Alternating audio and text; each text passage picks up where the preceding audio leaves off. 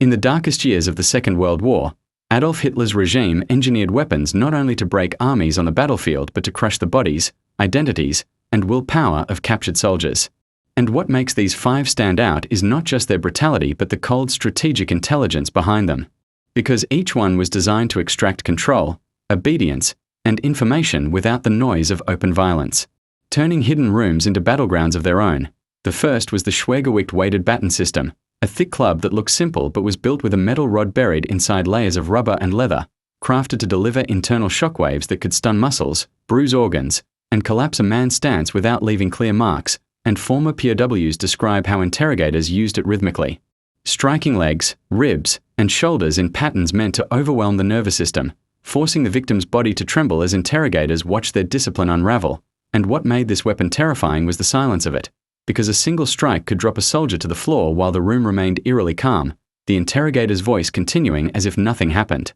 creating a suffocating atmosphere where pain and conversation blended into one psychological trap. The second was the cold cell, a torture method that weaponized temperature itself, where prisoners were stripped to their underclothes, soaked in water, and locked in rooms chilled to near freezing, with vents that released blasts of cold air and floors that pooled icy water. And this device was chosen because hypothermia bends the mind before it destroys the body, making victims disoriented, confused, emotional, and desperate, and survivors recalled how their thoughts slowed, their fingers burned, then numbed, and their bodies shook uncontrollably while interrogators came in periodically to ask questions, offering warmth only in exchange for cooperation. And this twisting of survival instinct into negotiation became one of the most manipulative weapons in the regime's arsenal. Third was the standing coffin, a vertical wooden or metal box barely wider than a human torso, designed to hold a prisoner upright in absolute darkness, where they could not sit, lie, or fully stretch, forcing their joints and muscles to lock and spasm as hours turned into long, distorted stretches of time.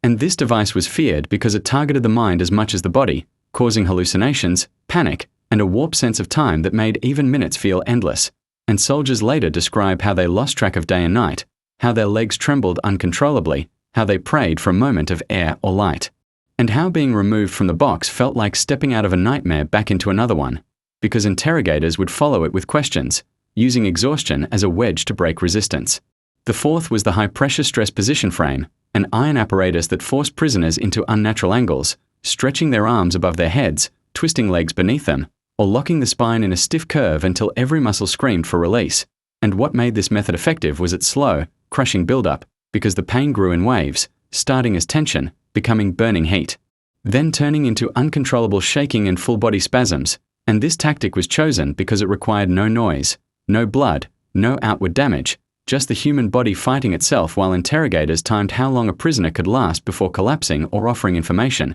And many accounts reveal that after hours on this frame, even the stronger soldiers began bargaining with their own thoughts, losing track of pride, duty, and mission under the weight of their own body. The fifth and perhaps most terrifying was the electric interrogation apparatus, a system of wires, clamps, and metal restraints connected to adjustable current cycles, where short bursts of electricity were delivered to the body, causing involuntary muscle contractions, rapid heart rate, panic, and confusion. And the reason this weapon became so widely used was its precision, because interrogators could choose intensity, duration, and location, making shocks unpredictable enough to break focus but controlled enough to prevent immediate fatality, keeping victims conscious, aware, and trapped in a cycle where every second felt like an ambush from their own nerves. And survivors often describe how the dread between shocks was worse than the shocks themselves. Because silence became a countdown and stillness became a threat. These weapons were not designed for battlefields but for psychological domination, turning imprisonment into an arena where the enemy was not just another soldier but the human mind.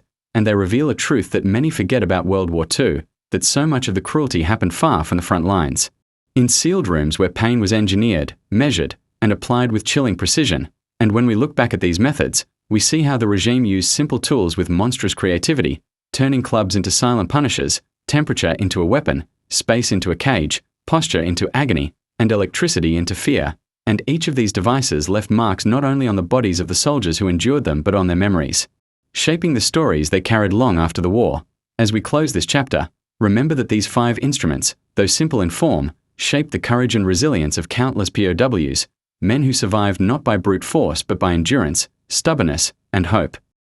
And their survival stands as a reminder of how far regimes can go when cruelty becomes policy, urging us to remember, to document, and to ensure that these methods remain warnings from history rather than tools repeated in the future.